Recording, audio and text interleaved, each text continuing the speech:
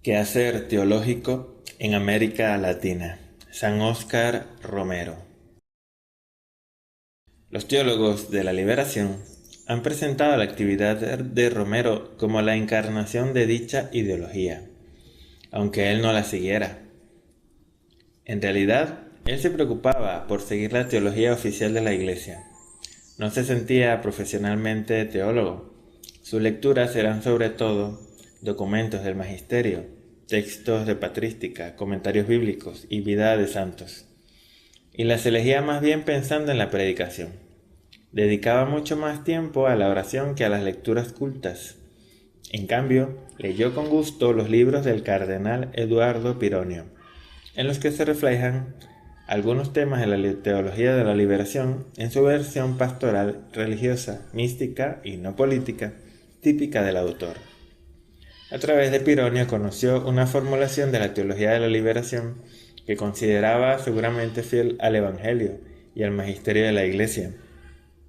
Escribía Romero en junio de 1978 al cardenal argentino. Sus estudios pastorales se han actualizado enormemente para mí y me han servido como una verdadera interpretación evangélica en mi sincero deseo de hacer vida las orientaciones de Medellín. El gobierno salvadoreño también dijo que los 600 muertos eran producto de enfrentamientos armados entre tropas del ejército y guerrilleros. Fuentes dijo que durante su permanencia en El Salvador pudo ver que antes y después de los asesinatos hubo torturas en contra de las víctimas. El vocero de Amnistía dijo que los cadáveres de las víctimas como característica aparecen con los dedos pulgares amarrados a la espalda.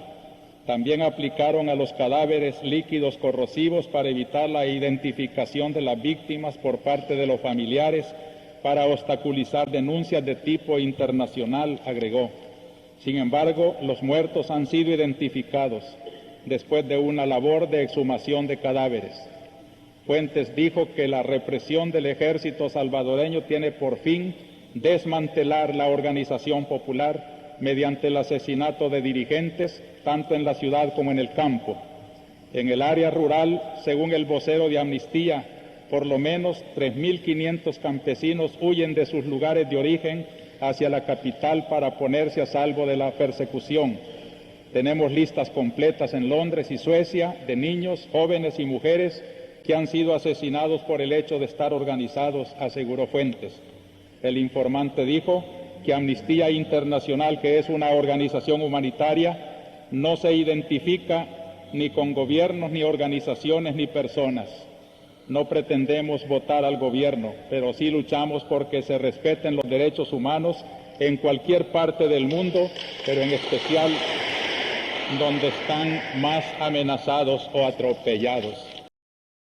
Si Romero tuvo interés por entender qué era la teología de la liberación fue por motivos pastorales.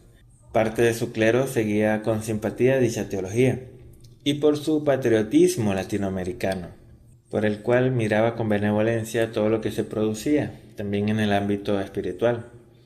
Era el respeto por la teología que se elaboraba en nuestro continente, tal como escribía a un editor italiano en 1979. Romero sentía el problema de la identidad de la Iglesia continental. En marzo de 1979, Juan Pablo II aprobó el documento de Puebla como una contribución a la identidad específica de la Iglesia latinoamericana. Según Romero, esta expresión del Papa era como para decir: ustedes tienen un modo muy latinoamericano, ustedes son muy especiales, la iglesia de ustedes tiene un modo de ser que no es la iglesia de Europa, ni de África, ni de otra parte. Traten de descubrir cada vez mejor esa su identidad latinoamericana, de su iglesia, y vívanla con sus problemas, con sus necesidades, con sus retos. Por otra parte, Romero decía a sus colaboradores que no había necesidad de recurrir a enfoques teológicos novedosos o liberadores, sino basarse y actuar conforme a las bienaventuranzas. Es decir, pensaba como pastor y no como teólogo. Romero hablaba del pecado que se insinuaba también en las estructuras de la sociedad, abordando así un tema de la teología de la liberación, pero también hablaba del pecado individual. Conocía la vida cotidiana de la gente con sus miserias, sus penas y sus debilidades. La verdadera redención estaba en la conversión.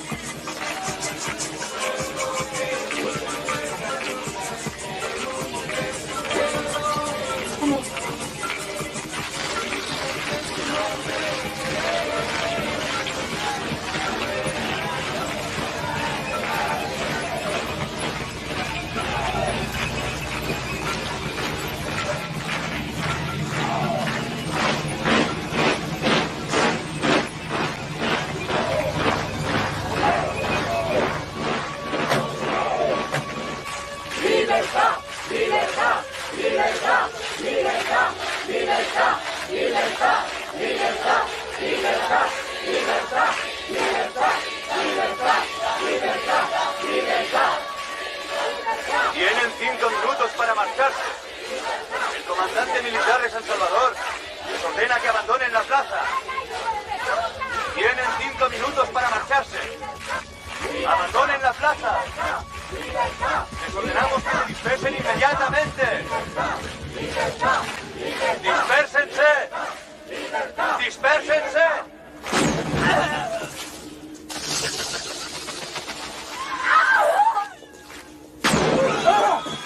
¡Basta!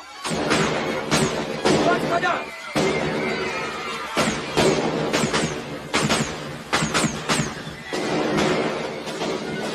¡Basta! ¡Somos personas! ¡Es mi hijo! ¡No disparéis!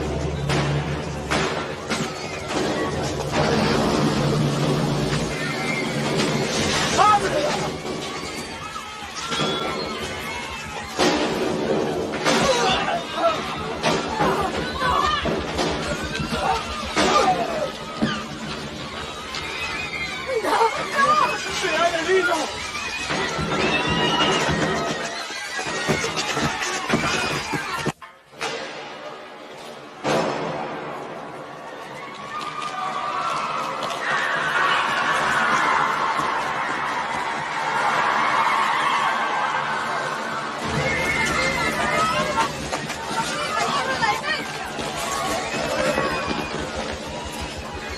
¡Paquito! ¡Paquito! ¡Por favor, ven aquí!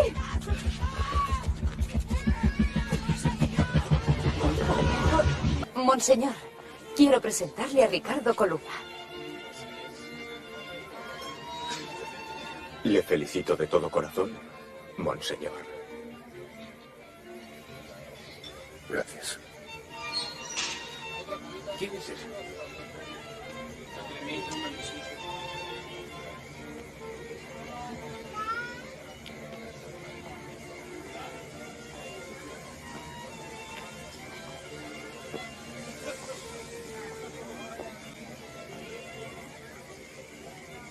No sé cómo decirte esto. Pero hace cosa de una hora estaba dando la comunión con los padres Osuna y Morantes. Y de repente llegó la Guardia Nacional. Y ahora es posible que 70 personas estén muertas. Ahora mismo iré. Es demasiado tarde. ¿No te das cuenta de lo que está ocurriendo aquí?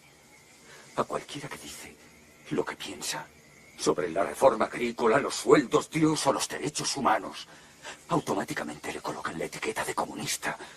Vive atemorizado. Se lo llevan, le torturan, le matan. No me quieres creer, ¿verdad?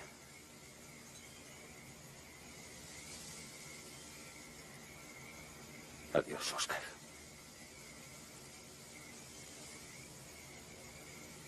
¿A dónde vas? Vuelvo a Aguilares para estar con mi pueblo, para servirle, para trabajar con ellos, para darles fortaleza mientras sigan con vida.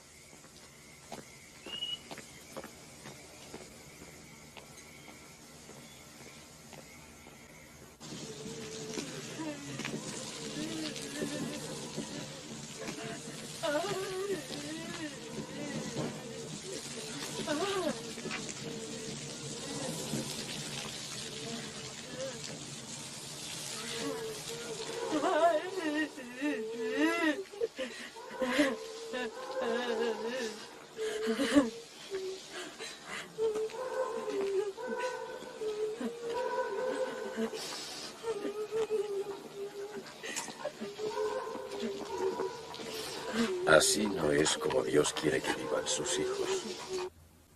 Ellos claman al cielo pidiendo desagravio.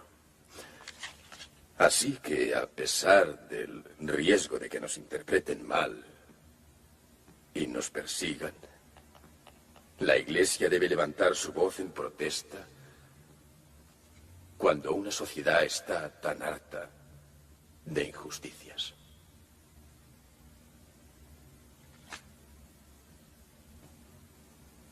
¿Qué opináis vosotros? Es demagógico. El pueblo saldrá a la calle.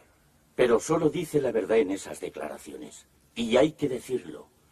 Creo que se debería leer en todas las misas este domingo. No estoy seguro. Usted pidió que reflejáramos la verdad, monseñor. Lo sé. ¿Y ahora quiere que nos retractemos? No. Solo que se suavice. No debe ser tan incendiaria. Eso es. Eso es. Una solución ecléctica. El arzobispo y monseñor Córdoba enmendarán las declaraciones. ¿A favor? ¿En contra? Aprobado. En el catolicismo del tiempo de Romero, los progresistas tendían a subrayar el pecado social, mientras que los conservadores el individual. Según Romero, el mal arrollaba tanto a la persona como a la sociedad. Existían estructuras injustas porque existía el pecado de las personas. El pecado tenía raíces individuales, pero también se difundía en la sociedad. Romero invitaba a la conversión a las personas, no a la sociedad por sí misma. La raíz de los males del mundo actual está dentro del hombre. El remedio debe comenzar desde el corazón. Pensaba que el mal era capaz de materializarse en la historia y era perceptible en la sociedad más allá de individuos, pero había que combatirlo en primer lugar con un examen de conciencia personal. El Cristo crucificado me está predicando a mí mismo, y antes de hablar y criticar a los otros, tengo que mirarme a mí mismo, que yo también he clavado a Cristo con mis pecados. Romero no sentía que hubiera contradicción alguna de denunciar al mismo tiempo el pecado de las personas y el de las estructuras colectivas. Romero estaba convencido de que los pobres ocupaban un lugar central en el cristianismo. A ese respecto no necesitaba citar a los teólogos de la liberación. Él se basaba en Pablo VI, en Juan Pablo II, en el Vaticano II, en Medellín y en Puebla. He tratado durante estos domingos de Cuaresma de ir descubriendo en la revelación divina, en la palabra que se lee aquí en la misa, el proyecto de Dios para salvar a los pueblos y a los hombres. Porque hoy, cuando surgen diversos proyectos históricos para nuestro pueblo, podemos asegurar, aquel tendrá la victoria que refleje mejor el proyecto de Dios. Y esta es la misión de la Iglesia. Por eso, a la luz de la palabra divina que revela el proyecto de Dios para la felicidad de los pueblos, tenemos el deber, queridos hermanos, de señalar también las realidades, saber cómo se va reflejando entre nosotros o se está despreciando entre nosotros el proyecto de Dios.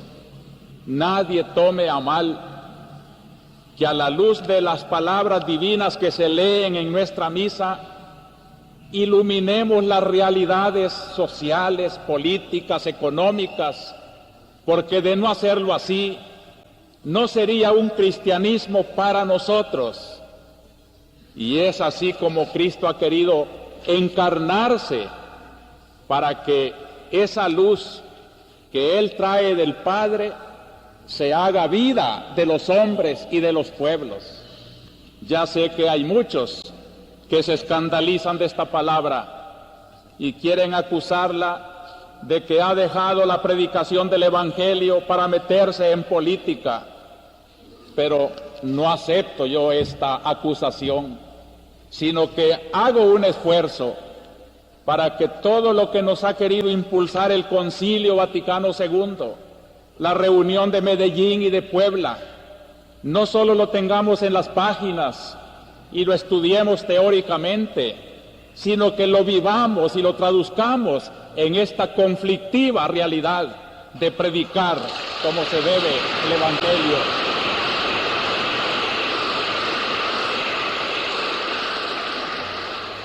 Qué fácil es denunciar la injusticia estructural, la violencia institucionalizada, el pecado social. Sí es cierto todo eso, pero ¿dónde están las fuentes de ese pecado social? En el corazón de cada hombre. La sociedad actual es como una especie de sociedad anónima en que nadie se quiere echar la culpa y todos son responsables. Todos son responsables del negocio, pero es anónimo. Todos somos pecadores y todos hemos puesto nuestro grano de arena en esta mole de crímenes y de violencia de nuestra patria.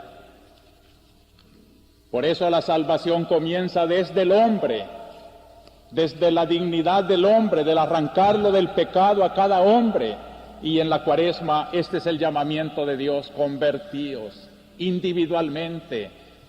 No hay aquí, entre todos los que estamos, dos pecadores iguales. Cada uno ha cometido sus propias sinvergüenzadas y queremos echarle al otro la culpa y ocultar las nuestras. Es necesario desenmascararme. Yo soy también uno de ellos y tengo que pedir perdón a Dios porque he ofendido a Dios y a la sociedad. Para Romero, los pobres no tenían un aire ideológico, no eran un elemento de la historia política. Los veía sobre todo en su estado de sufrimiento. Él mismo vivía en un hospital para enfermos terminales pobres. Por la noche podía oír sus lamentos, y en las homilías pedía a todos que fueran más humanos con los enfermos. Romero proclamaba para sí mismo y para su iglesia la opción preferencial por los pobres. Al mismo tiempo estaba convencido de que también los pobres debían convertirse. Para Romero no había categorías de cristianos exentos de la necesidad de convertirse. La opción preferencial por los pobres no presuponía una parcialización sin criterio hacia las clases populares, como un desprecio hacia las clases poderosas. Los pobres eran los preferidos de Dios, pero no gozaban de una salvación por el simple hecho de ser pobres. Tal como hacía ya en los años anteriores y a su nombramiento como arzobispo, liberación, salvación y redención eran para Romero términos sinónimos e intercambiables. De este modo, asimilaba la liberación, término corriente en el catolicismo latinoamericano, al pensamiento teológico más clásico, en el que se había formado, y al pensamiento de los papas. En agosto de 1978, un periodista le preguntó si su pensamiento teológico se basaba en la teología de la liberación, y Romero dijo que sí, que se apoyaba en la teología de la liberación, pero que habían dos pensamientos en dicha teología: el que se apoya solamente en cosas terrenas y desea una solución inmediata, y la otra que emana del mensaje de Jesús, que vino a quitar el pecado del mundo, y añadió que él se apoya en la segunda, y enfatizó que su pensamiento teológico era igual al de Pablo VI, definido en la encíclica Evangelii Nuntiandi. El Romero arzobispo miraba con patente simpatía los esfuerzos del pueblo salvadoreño por liberarse de sus males históricos, del hambre, de la miseria, de la injusticia social, de la violencia. Al mismo tiempo creía que una auténtica e integral liberación debía ocuparse principalmente del pecado, del egoísmo y la maldad. Las tres fuerzas que llevaban a cabo la verdadera liberación no eran los terrenales, políticas o militares, sino espirituales. El espíritu de pobreza, el sentido de Dios y de nuestra esperanza firme en el misterio de Cristo.